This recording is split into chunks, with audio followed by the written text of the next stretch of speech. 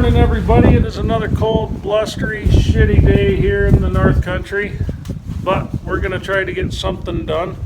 Move a little bit slower, I find, in this weather. So anyway, I got a bunch of siding boards. I'm going to try to get those on. We're just going to plug away this weekend and get as much done as we possibly can with everything else that's going on and the peripheries for the weekend. But anyway, we'll see what happens. I've got some furring strips I have to put on the bottom girt across down the backside here. That's what's giving me that angle, that slope out on the siding. I've got it angled out from the bottom of the barn. I did that to shed a little water more towards the outside of the slab instead of right there, you know what I mean? And don't forget, we're 45ing the bottom of these siding boards so that when the water comes down, the long point in that 45 is pointed to the outside of the building. We're doing that so the water doesn't work backwards up the siding and into the building that way. The siding's also getting carried slightly below the concrete slab. I'm enough above grade here for the most part where I can get away with that. There's going to be a couple spots here and there. Actually, I think for the rest of it we're good. There was a couple spots in the front here I had to dig it away a little bit to do that. It should be a little bit higher. I'm not too concerned about it rotting off, but it's siding, it's pine boards. It will have finished siding over top of it, so hopefully we don't have too many issues there. If we do, it's just something I'm going to have to repair down the road. Another note, down the road in the future, there will be 2 full-length lean-tos off of the side of this building. So at the time I'm ready to do that, that won't be an issue anymore. So we're going to be putting one on this side. Oh, we're going to be putting one on this side to house the sawmill and all that. I'm going to be putting one on the other side to put round bales in for feeding cows and all that, because I kind of want to get it set up so I'm not driving my tractor in the mud every spring and fall feeding cows. You know, just you get a lot of ruts, a lot of mess, stuff like that. So anyway, stay tuned. Hope you enjoy it, and I'll see you on the other side of it.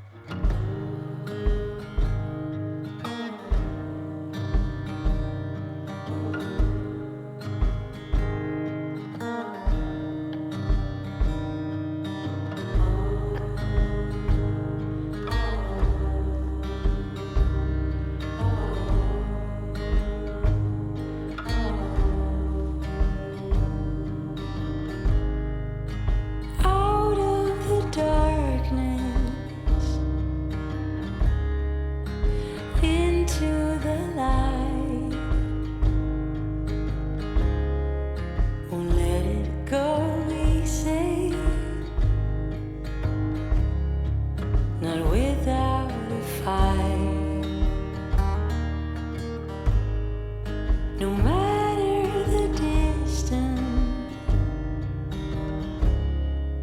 and how far I run,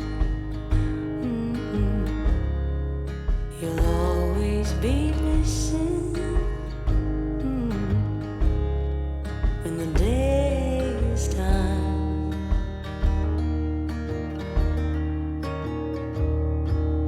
Hey, now the truth.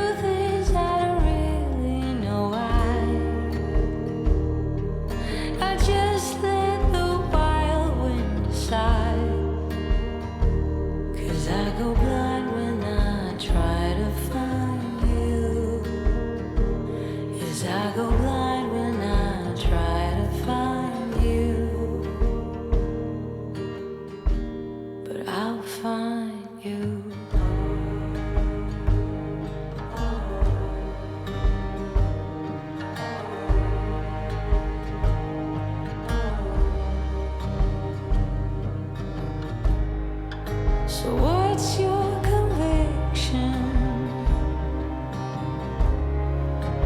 What is your truth? Alright, so we're going to try to get this ready for tomorrow. Just got done showing you a bunch of footage from today. But tomorrow I plan on cutting some joinery. I'd like to get another top plate cut, get the joints on it cut. So what we have to do, you see I've been working on it a little bit already.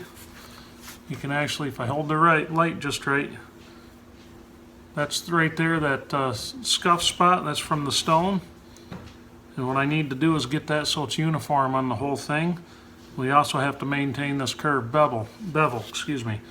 So the reason the bevel's curved on one of these, when you're going to plane that down, because that's how you got to think of this, this is a big surface planer. When you go to plane that down with it, you want clean edges. You don't want, say you take a big jack plane, it's got a straight blade across, it's not a surfacing planer. Blade straight across, you end up digging down on each side of it and you get a line. We don't want that with this. We're making this for mortises. So that's why we have to do that. We got to keep that curved so you can see the profile on it. So the other thing we want to do is we need to make sure that this is perfectly flat. I can feel some marks on there. You know, a lot of people did with these things see some hammer marks, some divots right there.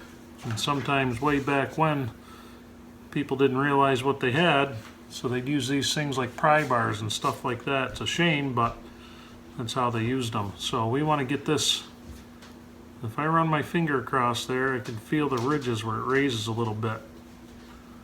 So we want to take our stone, and we want to work that backside quite a bit too. Now we have quite a bit of work to do on the edge yet.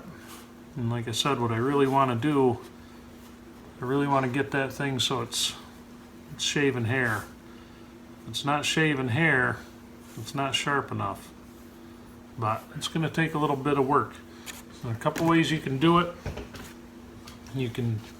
I usually like to take the stone to them. These are so big, not that I've sharpened a lot of these, but these are so big it's really hard to, it's damn near impossible to do it like this, try to hold it up and maintain the right angle. You can do it a little bit, but then when it comes down to where that profile bends around, kind of hard to do. So I prefer to take the stone to it, and then that way I can hit these corners because we have to maintain that bevel. Now, well, I'm just looking forward to using this. All I use on this stone, if I don't have any 3-in-1 oil handy, which I'm out of it, I'll just use WD-40. I take the little sprayer off and just a little squirt on that. Again, I'm at the kitchen table because it's just convenient. My wife is in bed, so that works out. But the boy's still up. He's in the next room over.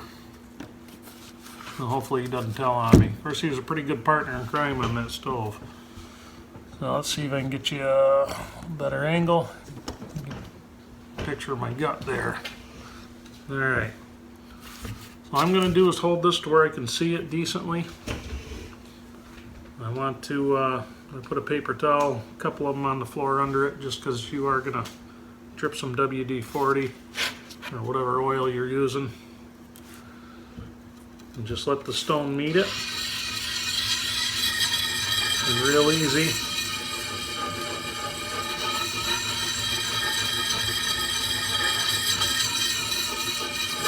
Just work it like that. It's a slow process. It's a very slow process. Maybe a belt grinder type thing. One of the bench mounts with a really fine grit paper on it. I mean, really fine would probably work even nicer than this. I could take it to the wet wheel outside, but that's a little more aggressive than I want it right now. But like I said, you can see we've got a decent amount of work. These are hard to sharpen just because everything's curved on them. So it's a little bit harder to get that edge, so you have to be really patient. The other thing I can use if I'm feeling the stone's taking too long, I do have a diamond sharpener out in the barn, which I may grab that and use it. That doesn't require any oil. And those are nice because they're narrow, they're thin, skinny. It's what I sharpen my draw knife with.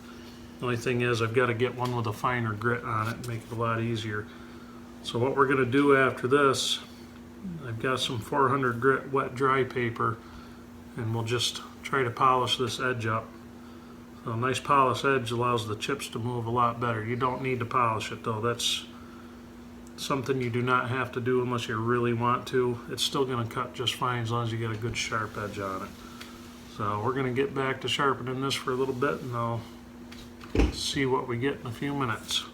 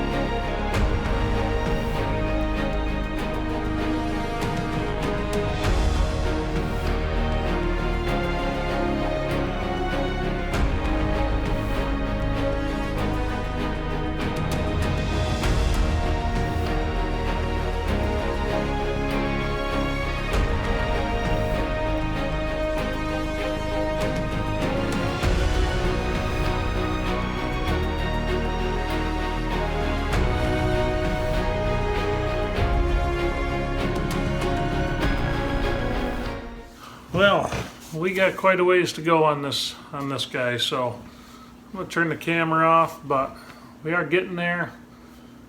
Just have quite a ways to go on it to get that bevel I want. But I tell you what a beautiful gift.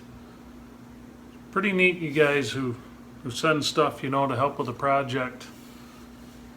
It's really neat thing. It's never would have thought, you know what I mean? It's hard for me to fathom that, but it's very much appreciated. So anyway, we got a good amount of siding on today. Did some work on this chisel.